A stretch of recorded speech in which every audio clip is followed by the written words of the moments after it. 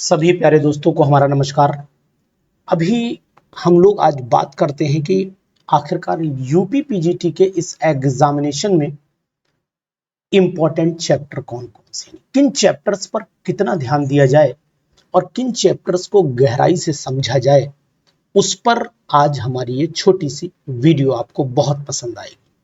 क्योंकि हम इसमें बताएंगे आपको कि कौन सा चैप्टर कितना कवरेज करके ले जाएगा और ये कितना पेपर को वेटेज करेगा। आखिरकार वैसे तो आप जानते हैं कि पीजीटी का पेपर अपने में एक स्टैंडर्ड पेपर है और उस पर बहुत इंपॉर्टेंस चैप्टर्स पर तो नहीं जाना चाहिए, लेकिन फिर भी अपनी तैयारी को सटीक बनाने के लिए आखिरकार कौन कौन से स्लॉट हमारे लिए बहुत मजबूत करने पड़ेंगे, ऐसी चर्चा हम लोग करेंगे आज के इस वीडियो में। तो देखते हैं कि सबसे पहले मैंने दिया है कि सॉलिड स्टेट जो हमारे लिए बहुत इंपॉर्टेंट चैप्टर बनता है और अच्छा कवरेज भी करता है पीजीटी के पेपर में। इसी प्रकार अगर आप देखते हैं तो गैसेस स्टेट भी बहुत इंपॉर्टेंट है, क्वेश्चन फाइनल है कि आना ही है। और गैसेस स्टेट में खासकर रूट मीन स्क्वायर वेलोसिटी, एम मोस्ट प्रोबेबल वेलोसिटी और आपका एवरेज वेलोसिटी, इन सब पर क्वेश्चन निश्चित तौर पर आता है। तो साथियों, मैं कहता हूं कि ये चैप्टर जो मैं आज आपको बता रहा हूं ना, ये बहुत ही इंपॉर्टेंट है, इनको जरूर पढ़ करके रखिएगा आप लोग।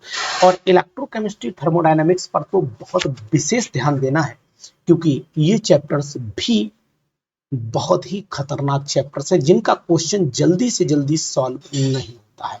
यानी टाइम कंज्यूमिंग चैप्टर्स होने के बावजूद भी ये टफ चैप्टर बोले जाते हैं, यानी कि टाइम कंज्यूमिंग भी है और टफ चैप्टर्स भी ये कंसीडर किए जाते हैं।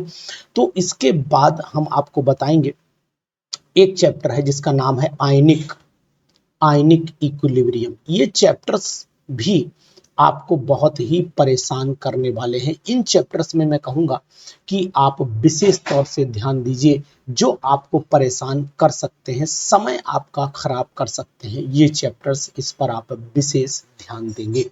इसका महत्व आपको तब समझ में आएगा जब आप पेपर दे करके आएंगे। दूसरी बात हम कर लेते हैं। सबसे पहले मैं आपको बताऊंगा कि अगर आप इन पर ध्यान दे देते हैं तो नंबर की बढ़ोतरी कहां से होगी और टफ कौन से हैं, इनका डिफरेंस चल रहा है।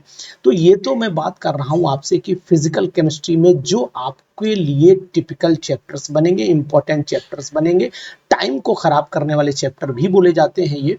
और साथ ही साथ अगर हम लोग इनऑर्गेनिक केमिस्ट्री में देखें तो इंपॉर्टेंट है बहुत कोऑर्डिनेशन केमिस्ट्री की। अगर मैं बात करता हूं तो कोऑर्डिनेशन केमिस्ट्री भी अपने में अच्छा कवरेज करेगी इस बार, इस बात का ध्यान दीजिएगा। दूसरा है जो पी ब्लॉक में ऑर्डर है, पी ब्लॉक और एस ब्लॉक दोनों की बात करें, एस पी ब्लॉक में जो ऑर्डर हैं इन पर भी आपको कवरेज करना। एस और P block, S and P block के ऑर्डर्स पर आप विशेष ध्यान दीजिए। मतलब ये मेरी पर्सनल आपको सलाह मैं दे रहा हूं। अगर आप जाते हैं तो डी और एफ ब्लॉक की अगर मैं बात करता हूं, डी और एफ ब्लॉक के अंदर इनकी जो प्रॉपर्टीज हैं, चाहे वो मैग्नेटिक हो या फिर इलेक्ट्रिकल प्रॉपर्टीज हो, इस पर विशेष तौर से ध्यान दीजिएगा। ये चैप्टर्स आपको दिक्कत कर सकते हैं। और साथ ही साथ जो फोर्थ पॉइंट है इनऑर्गेनिक केमिस्ट्री का, वो मैं आपको बताने की कोशिश करूंगा कि इन्हीं ब्लॉक में, इन सभी ब्लॉक के अंदर जो आयनिक रिएक्शंस हैं, आयनिक रिएक्शंस, उन रिएक्शंस के साथ में रिडक्शन पोटेंशियल पर फोकस आपको करना है। यानी कि पांचवा पॉइंट है आपका रिडक्शन पोटेंशियल। तो अगर इतना आप तैयार कर लेते हैं, रिडक्शन पोटेंशियल की वैल्यूज जो याद कर लेते हैं, तो मैं मानूंगा कि आपने तैयारी में अपने 4 चांद लगा लिए हैं साथियों। तो आप जानिए कि बहुत ही इंपॉर्टेंट पॉइंट्स और इंपॉर्टेंट चैप्टर पर मेरा ये डिस्कशन आपके साथ में चल रहा है। यानी अगर मैं फिजिकल केमिस्ट्री की बात करता हूं तो solid state, gaseous state, electrochemistry, thermodynamics, ionic equilibrium, ये अपने वैसे तो चैप्टर 35 है, लेकिन मैं कुछ ही सिलेक्टेड चैप्टर बोल रहा हूं जिनके कवरेज से आपका सिलेक्शन हो जाएगा फाइनल। यानी कि अगर आपने 5 चैप्टर फिजिकल में तैयार कर लिए, 5 चैप्टर इनऑर्गेनिक में तैयार कर लिए, 5 चैप्टर क्या है, एस और P block, D F block के साथ में कोऑर्डिनेशन और आयनिक इनकी रिएक्शंस, 2-3 चैप्टर मानिए वैसे तो खुद में केमिस्ट्री बहुत बड़ी चीज है, तो इस पर भी आपको बहुत गहनता से ध्यान देना पड़ेगा। और अब हम लोग बात कर लेते हैं कि इन चैप्टर्स में ऑर्गेनिक केमिस्ट्री का क्या रोल है। तो सबसे पहले मैं आपको बताऊंगा कि ऑर्गेनिक केमिस्ट्री में अगर हम लोग चलें, ऑर्गेनिक केमिस्ट्री की अगर हम लोग बात करें, तो ऑर्गेनिक केमिस्ट्री में भी बहुत ही इंपॉर्टेंट चैप्टर का नाम है, जिसका नाम है, आपको पता होगा, हर कोई वही बताता है, reaction and mechanism. Reaction and mechanism की अगर मैं बात करता हूं, तो रिएक्शन एंड मैकेनिज्म अपने में बहुत ही इंपॉर्टेंट चैप्टर माना जाता है, सबसे ज्यादा कवरिंग चैप्टर माना जाता है। इसका भी आपको ध्यान देना पड़ेगा, रिएक्शन एंड मैकेनिज्म को पूरी तरीके से फोकस करना पड़ेगा। आइसोमेरिज्म भी कहीं नहीं जाती, और आइसोमेरिज्म में खासकर आपको जो ध्यान देना पड़ेगा वो कन्फर्मेशन आइसोमेरिज्म और ऑप्टिकल आइसोमेरिज्म पर, यानी कन्फर्मेशन आइसोमेरिज्म पर फोकस करें, और आप लोग ऑप्टिकल आइसोमेरिज्म पर फोकस करेंगे, तभी आपका काम चलेगा और बहुत ही इंपॉर्टेंट पॉइंट ये बनेगा आपके लिए। तो इन दो चैप्टर्स को पूरी ध्यान से, पूरी ताकत से आप पढ़िएगा।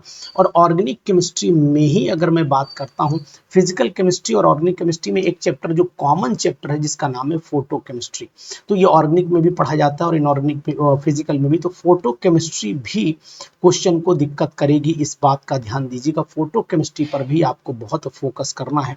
और चौथा जो चैप्टर कवरेज करेंगे, वो बाकी तो आप एल्डिहाइड, कीटोन, अल्कोहल ये सब पढ़ेंगे, लेकिन हेट्रोसाइक्लिक और पॉलीन्यूक्लियर को ध्यान दीजिएगा। हेट्रोसाइक्लिक कंपाउंड के साथ में आप जो है वो पॉलीन्यूक्लियर हाइड्रोकार्बन, पॉलीन्यूक्लियर हाइड्रोकार्बन्स पर भी विशेष ध्यान देंगे।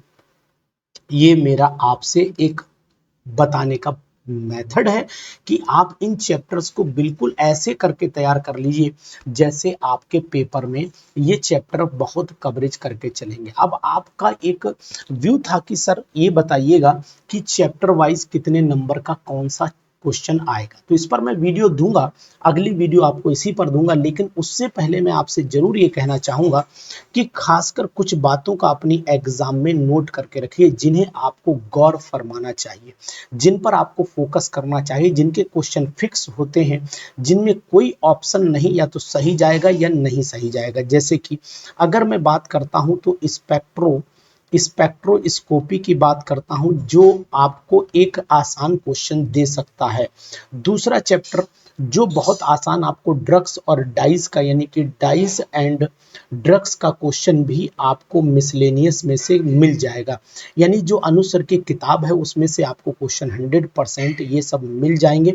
और खासकर आपको मैं बताने की कोशिश करूंगा, फेज रूल को भी आप लगभग एक क्वेश्चन का, इसलिए मैंने इंपॉर्टेंट्स में तो नहीं लगाया, लेकिन फिर भी फेज रूल से भी आपको एक क्वेश्चन मिलने की संभावना दिखाई देगी। तो इन चैप्टर्स को भी आप गहनता से और अलग सेपरेट पढ़ने की कोशिश कीजिएगा, जहां तक मैं आपको समझा पा रहा हूं। तो मैंने अभी आपको जो 36-37 चैप्टर हैं, उनमें से इन चैप्टर्स पर अगर विशेष ध्यान दोगे तो मैं उम्मीद करता हूं कि आपका सिलेक्शन 100% श्योर हो जाएगा। तो ऐसी भी मैं उम्मीद करता हूं कि इनसे सबसे ज्यादा क्वेश्चन है, यानी कि अगर इन्हीं चैप्टर का कवरेज की मैं बात करता हूं, तो इन चैप्टर्स का जो कवरेज रहता है वो लगभग और लगभग, मैं उम्मीद करता हूं इन सभी चैप्टर्स का कवरेज 40 से लेकर के 45% पेपर खींच करके ये ले जाता है, और ये टाइम को मैनेज भी करता है। देखिए आप मानते हैं, इस बात को जरूर एग्री करते होंगे कि 60% पेपर तो आप अपने आप कर ही लेते हैं, 60% पेपर तो आप कर ही लेंगे, ये 100% है, तो आप कर लेंगे, इसमें कोई दिक्कत नहीं है, आप कर लेंगे। मैं लिखे दे रहा हूं 60% पेपर आप कर लेंगे, और इस 60% में अगर आपने ये 40% जो मैंने बताया जोड़ दिया तो पेपर 100% हो जाता है।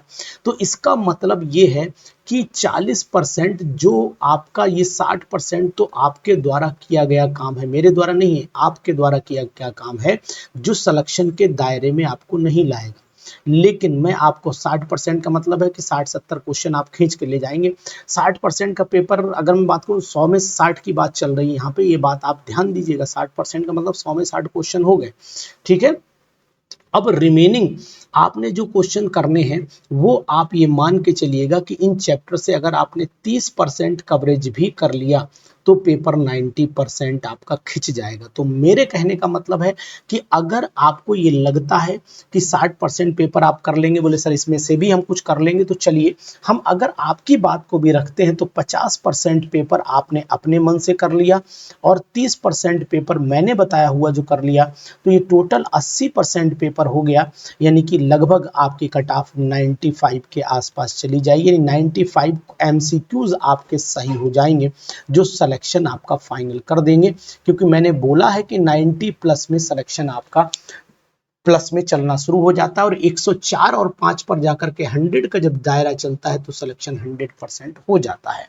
तो ऐसी चीजों को ध्यान में रखते हुए आपको तैयारी करनी चाहिए और मैं कहता हूं इन चैप्टर्स पर दो ज्यादा ध्यान, ये चैप्टर करेंगे सिलेक्शन का निर्माण। तो ऐसी चीज मैं आपको जरूर बताता रहूं। और साथ ही साथ अब एक आपका डाउट है कि चैप्टर वाइज कितना वेटेज आएगा, यानी कि अगर मैं चैप्टर वाइज की बात करता हूं, चैप्टर वाइज की बात करता हूं, तो अगली वीडियो में मैं आपको जरूर बताऊंगा कि आखिरकार चैप्टर वाइज वेटेज कितना आना चाहिए। तो यहां पर चैप्टर वाइज मार्किंग स्कीम भी मैं आपको बताऊंगा, मार्किंग स्कीम मैं आपको बताऊंगा अगली वीडियो में। तो आप इस वीडियो को जरूर देखिए और मैं आपसे उम्मीद करता हूं कि आपको ये इंपॉर्टेंट चैप्टर्स पर जरूर ध्यान देंगे और ये चैप्टर्स आपको दिशा देंगे जिसमें आपका होगा पीजीटी का बेहतरीन सिलेक्शन। तो पीजीटी ये फ्यूल की तरह काम करेंगे, पीजीटी फ्यूल माने जाते हैं ये चैप्टर। तो कौन कौन से चैप्टर पीजीटी के फ्यूल हैं वो आपने आज इस वीडियो में देख लिया। तो पीजीटी के फ्यूल चैप्टर्स बिल्कुल नहीं छोड़िएगा, आप तैयारी करते रहिए और लगातार अपडेट रहिए। Thank you.